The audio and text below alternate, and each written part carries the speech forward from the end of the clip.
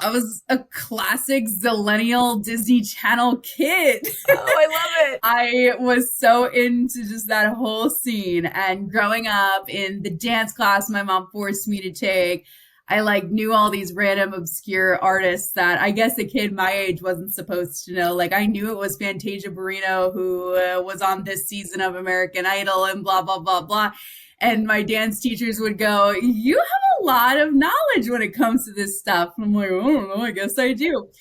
So through the years, it just became such an organic love of mine. Just, I don't know, Did you listen to like the Disney radio also? Like, Radio Disney all the way, always. Every day after school, they had their Mambo number 5, but it was the Disney characters. Like, it was so of the time. I So of love the that. time. But, like, legit, like, I was listening to Radio Disney simultaneously with where I happen to be now, BLI, like, Yeah. simultaneously going back and forth between it. But like just going through, I was always so passionate about just whatever music I could find and just getting excited about pop culture. And like we grew up in a really cool era of Disney Channel stars like Demi and Selena and Miley and I'm Ariana. Like I'm just like there's a million of them that I can say that have really grown to be like these legit artists. So I feel like that's kind of where the seed was planted, and it was such a natural thing for me. Like going back to earliest grassroots, we're talking. So from there, it turned into I started discovering a bunch of other genres that I liked, you know, getting outside of the pop music, everything. And I discovered my indie Ingrid Mickleson, like the real hardcore stuff. So from there, I don't know. I just started getting all these CDs from the library. I would download them all to my computer, and I had the world's biggest playlist on my iPod. And it was my goal to know every single song. I think I rented out every single Now CD. Um, just so Very I efficient. could That's the way to do it. go to the library. It was like my thing. I'm like, I mean, listen, iTunes, whatever, great, good for you, but I have the library, so that's what we're working with. I love it. I've never heard that one yet. That's great. So that was like my weekly playlist, and that's how I got familiar with a bunch of different genres and stuff.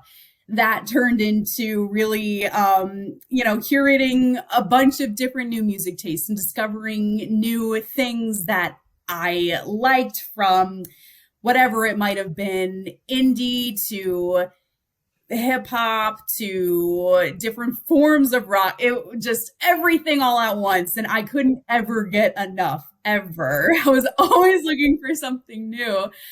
I was actually pretty quiet in high school, so the on-air thing, I don't really know how that happened. I knew I always had a passion for like the media in general, like growing up on Long Island, right outside of New York City. Got to go into Times Square pretty regularly just for whatever. And, you know, when you're there, you see Rockefeller Plaza and all that cool stuff. And I saw all the bulky cameras. And that was always like what my eye drew to more than the actual like reporters or whatever it was. I was drawn to the sets and I thought it was super interesting.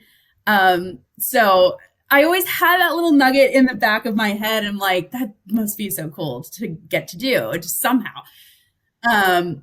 So yeah, I mean, I never really felt that that could be a possibility for me just because I'm like, I don't even know where I would begin to get involved in like media, but that has to be so cool to just show up to your job every day and there's just celebrities and cool people you get to meet.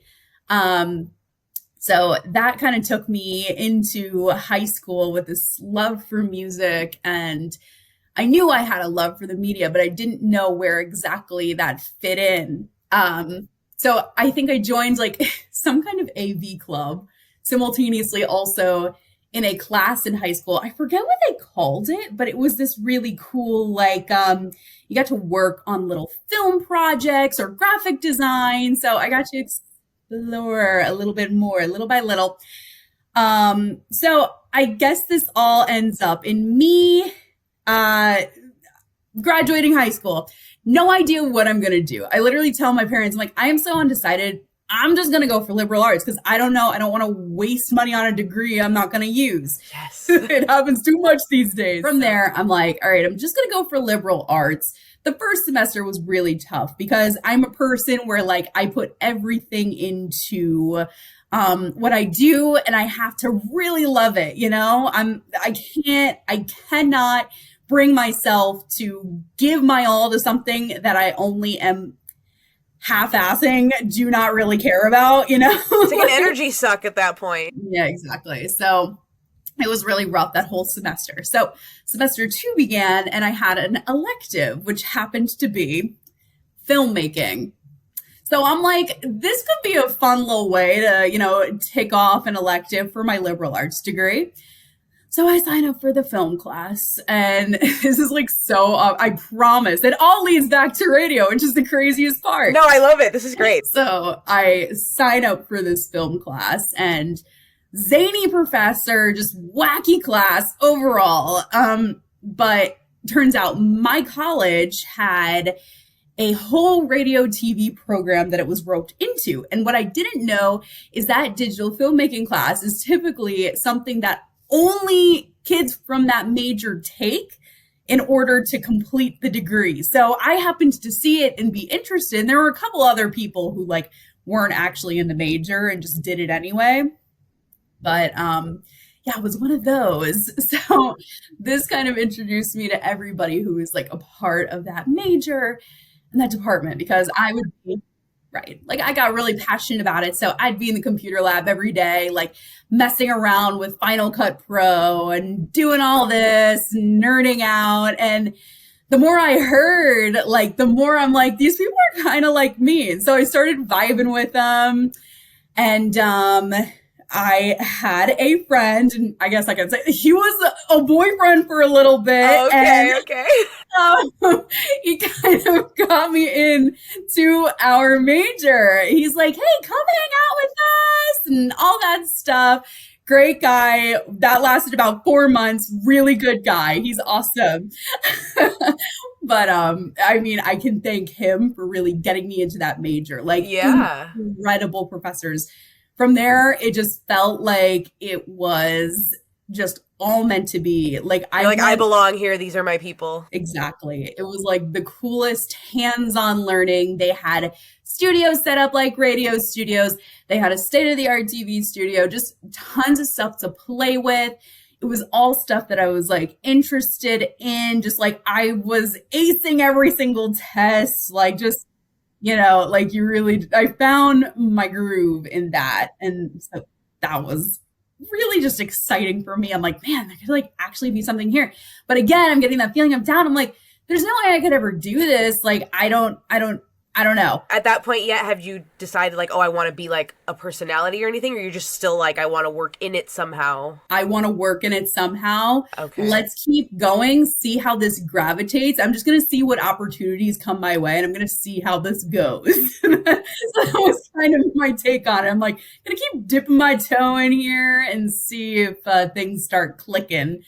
So they started kind of clicking. My professor referred me to an internship. Well, let's dial back a little bit. One day they had a really cool radio panel, and it's all these like New York radio greats, Long Island radio greats. Skywalker was there, Wendy Wild was there, Steve Harper. I'm trying to think who else. There were so many people there. It was like a live thing or like a digital? Yeah, it was a live thing. Yeah, it was so cool to just be able to see all of these people I grew up listening to on the radio, just standing up there talking about the industry. And it really like kind of, it made me feel some things. I'm like, I feel like there's this weird, let me just go up and say thank you for them coming in to talk today. So I go up and I say thank you to Steve Harper for coming in. And he's like, yeah, if you ever want to come down and check out the studio, I'd be more than happy to put that together for you. And so I was like, absolutely. So we worked it out, and I got a whole tour of his station. He was at K-Joy at the time. And it was just like, man, this makes sense. This makes so much sense. And from there, I'm like, I would love to just like intern at this place. So that led to getting an internship that whole summer, no sleeves. It happened to be a course actually. So there was an internship class over the summer that I took, and so the college credit went toward that. So that's how that works. So yeah, I was doing that in conjunction with school for a little bit. So it went, I did that for the summer, and my professor had told me that there was a part-time opening for like weekends at Party 105, which is a station Eastern Long Island. And so many greats have been on this station. So I am like, okay. So we sat in the studio and just made a demo, like at school, like just he helped me through the whole thing. Somehow I got hired. I listened to it now. Everybody listens to their first demo and is absolutely like, what the fuck? So it's a lot of that when I listen back to it. But it managed to get me hired. So like I have to say, like on air, I was like, I don't know if I could see myself being on air because again, like loud around my friends, just kind of quiet around everybody else. I'm like, I don't know how this is gonna go, but I'll do it because this is like I'm getting closer and closer. I remember asking about programming then though. Like I was already like interested, like how does the music work? Like how do you decide what plays and when? Like there was always that piece of it. So, I'm doing my jock thing and I start getting more and more used to it. And once you were on the air, you were like, I love this. Like I really started to like it. Once I got past like the nervousness and everything of it, I really like started to truly love it, and just talking on the phones and, play cool stuff and all of that. Like I really started to fall in love with just the medium overall. Yeah, they kept me busy over there. I was like, it went from just part-time and I wanted to sink my toes more into it. So I asked them about a receptionist position they had available. And they were like, oh my gosh, absolutely. So receptionist, and then that became part-time traffic assistant, not beep, beep traffic, but commercial traffic. So did a little bit of that. And toward the end of my time there, I was doing kind of like afternoons pretty consistently, Monday through Friday. It wasn't like a permanent like thing, but that's like kind of the shift that they had me on. But yeah, so I'm just loving it, and going to the shows was always super fun. And so flashing forward to then, like, right, so actually Psych from the morning show was driving around one day and just happened to hear me, which is pretty cool. And I had a friend who knew him because he worked there briefly. And I guess Psych was like, hey, who's this girl? What's her deal? So he asked to send a demo. And so they brought me on over. And that was like the most exciting thing because, like I mentioned earlier, I listened to nothing but BLI all my life. Like, so for them to reach out to you, that's so flattering, I'm sure. And that was so flattering. And I still am in like absolute disbelief. That whole day was like never even supposed to happen. That was a fill-in. I had to go to Connecticut. I'm like, can I just track this really quick and run out? I can help and do this. But so just the whole thing overall was very like, it's crazy the way the universe works. How long were you at the place before BLI? I want to say that was about 2 years or so. Okay. And you weren't under contract or anything, right? That's why you could be like, see you later. Yeah. You were part-time first at BLI though, right? Yeah. I started like overnights, nights, weekends. So it was really, that was a part of it too. And I remember sitting in the studio with our midday guy, Al Levine.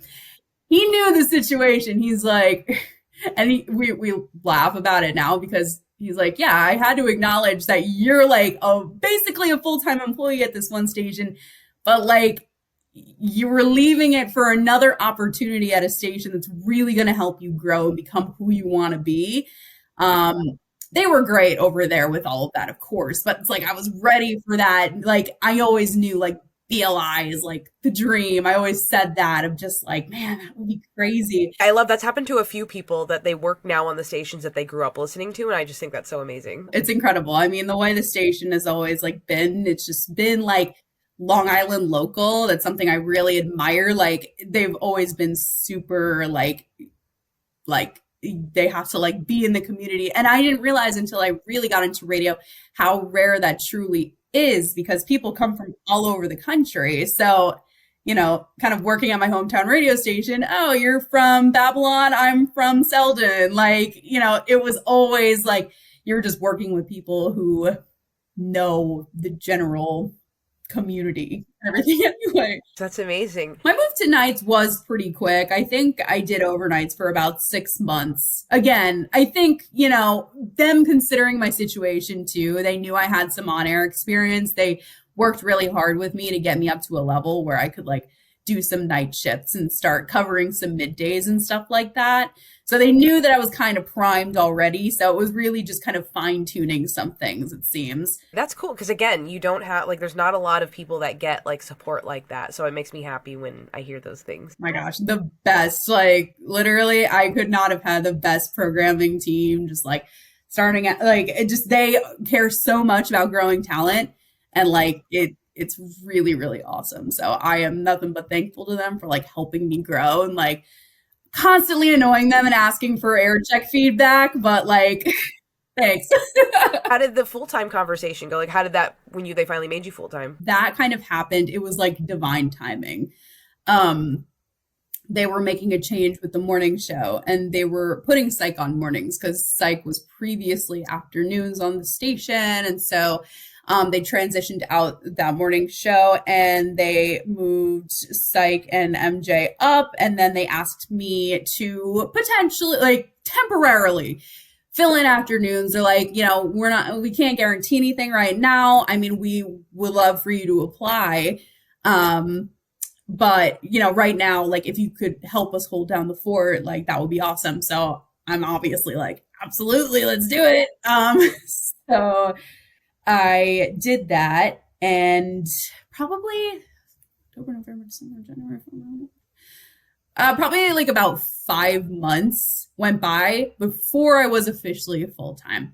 They did look around, and I was like, obviously like in the running, but I tried to use the temporary fill-in to my best situation to kick as much ass as I possibly could to really solidify like you want me. So because nobody else had that those cards dealt. So and it worked, it seemed. It worked somehow. And then when did the music director come about? Almost as of recently. It's funny because I've been in the background of programming for some time, almost since becoming full-time at the station. I've been doing programming things, being a program assistant, kind of talking music and doing all that stuff. COVID really like kick-started all of that, I think. My PD at the time, Jeremy Rice, had to work from home. So I was like his set of eyes. It was me and Psych going into the studio every day to, kind of hold everything down. And so the more I did that, the more I really got my eyes on things. I was helping to write imaging. Every now and then I get my hands on the logs and have a little bit of fun. So that was kind of like the beginning of it. And when I really started getting involved, like plotting out all of the imaging, because most stations do all automated and they have been for a while. It was my job to hand schedule everything for the overnight. Yeah. So we ran things a little different there. Everything we liked it to sound handmade in a certain way that's going to sound really good. So things like that became my job. I became, just kind of like that person. So down the road,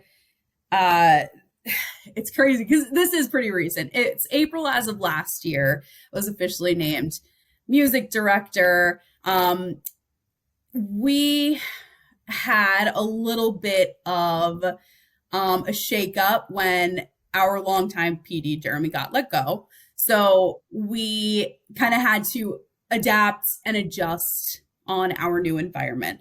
They knew that I was really passionate about programming and they saw that and they brought me on board. They really, really wanted to accelerate me in that way. And I'm so happy that I can finally say it because I've been wanting this role for a very long time. When you were talking about your love for music even early on, I'm like, oh God, like music director, hello.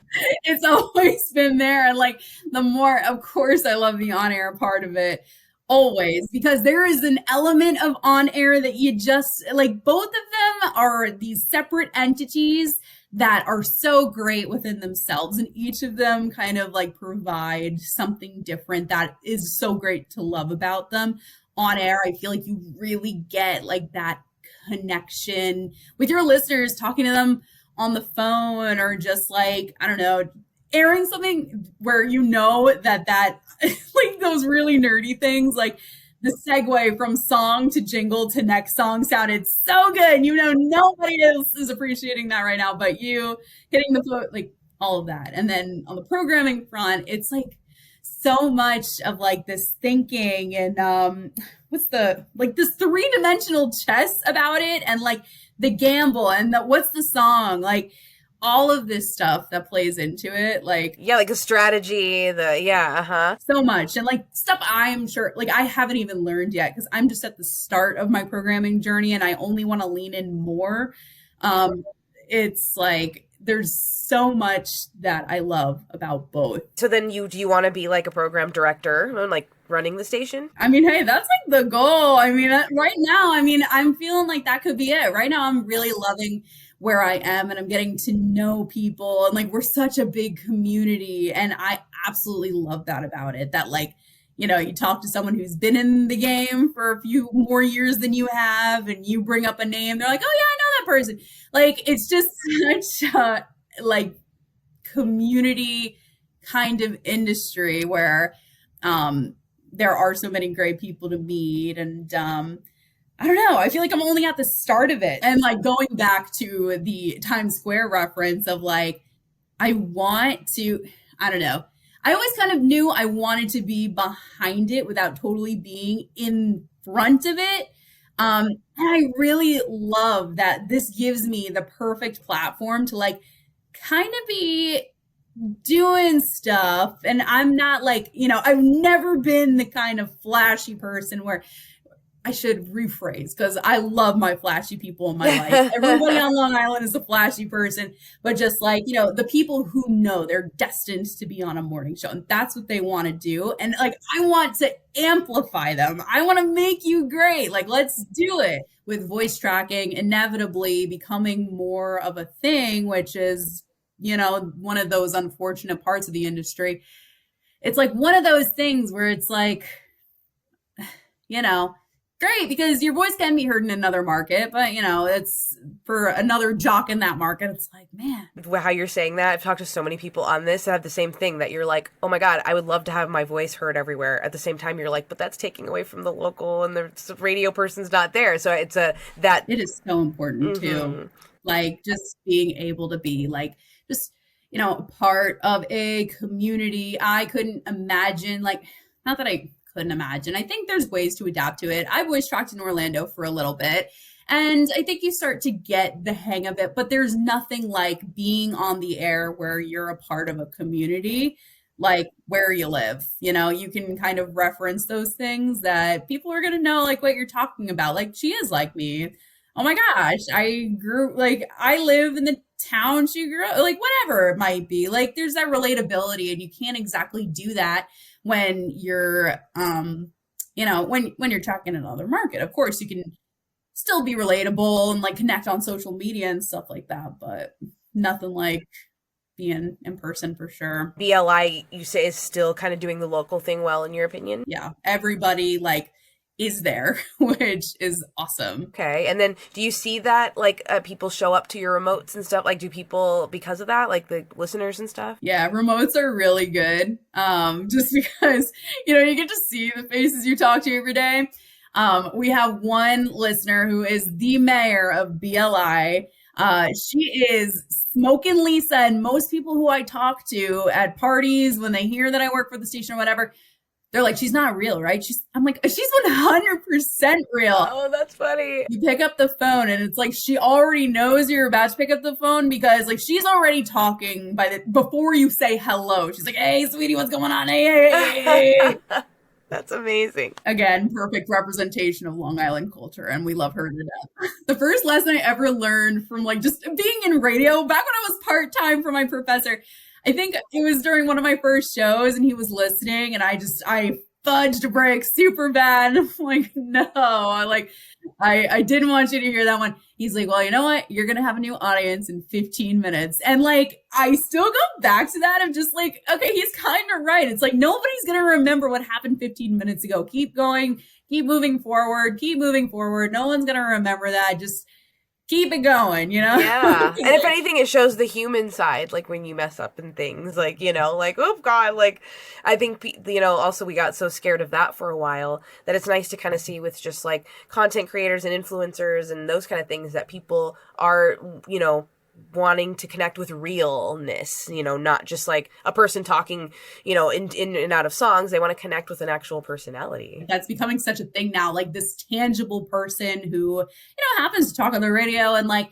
I could actually like see myself being like their friend and like let me learn more about them. And that's something that I'm challenging myself to do, get a little more out of my comfort zone because like I get awkward in front of the camera. I think all of us kind of do to an extent. That's why we're behind a microphone, but I get really awkward behind the camera.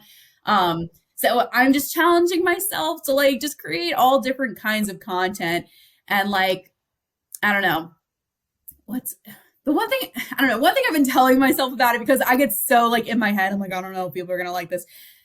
Every time I've like posted stuff, like I'm not going to lose all of my followers. I have this in my head. Like, you know, if you post something, maybe you drop like 1 or 2 followers. You're like, oh, was that bad?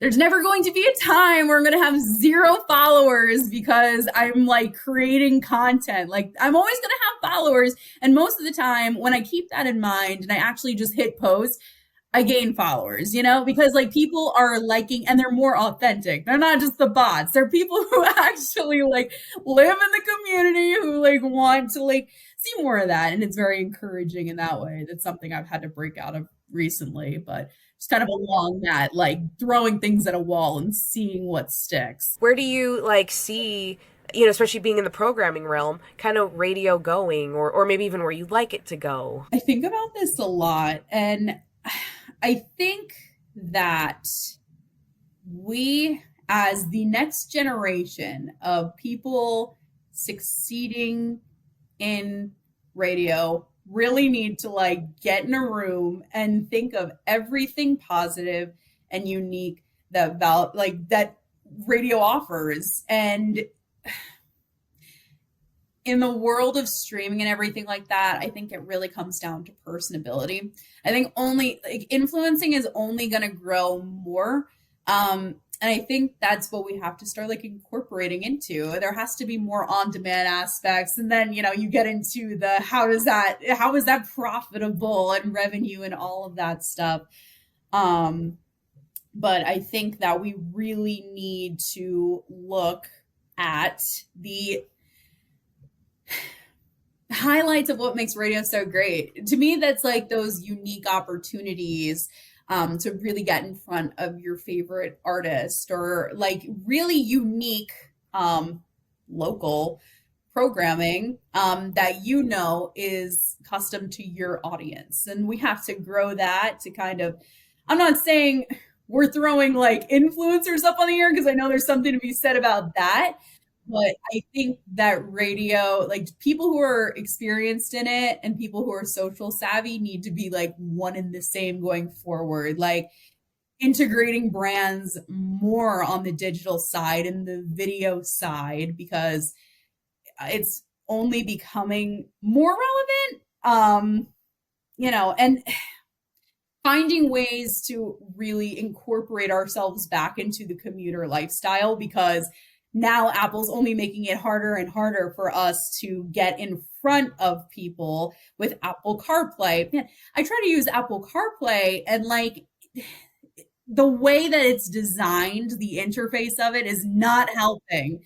So we have to like figure out what happens with that. The radio, just like the different apps I have on my phone to listen to different stations, like it's got to be a little easier. It's got to, because of course we're passionate about it and we're going to be like tuned in, but we have to think about that person who's only halfway. Maybe they do want to listen to the radio and, they want to, maybe they heard something's going on. They want to, of course, not losing focus from the dial, but we have to think about going forward. It's like, is the future really going to have that in like, it's, like, so those are, I have so many just like passionate friends and we're all around the same age and we sit and we talk about this and just how do we keep the medium going and how do we kind of mold it to this new audience that is so instant gratification all the time.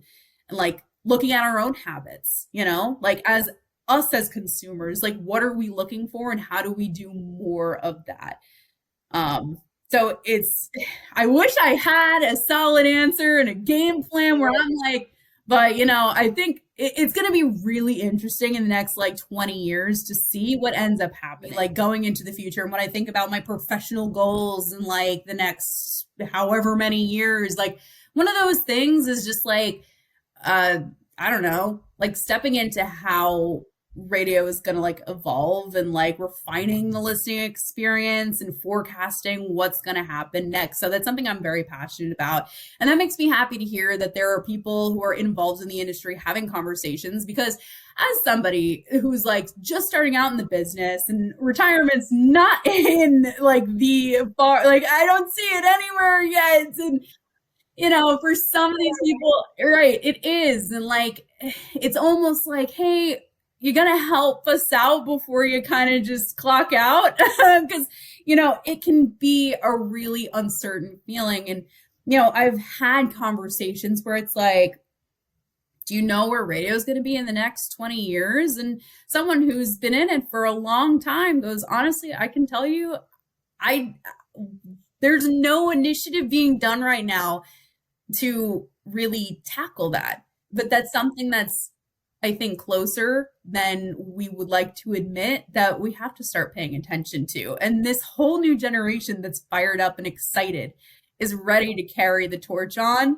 So I hope that more like, more people start developing initiatives of ways to grow the next generation and like, let's evolve radio to what it will inevitably become.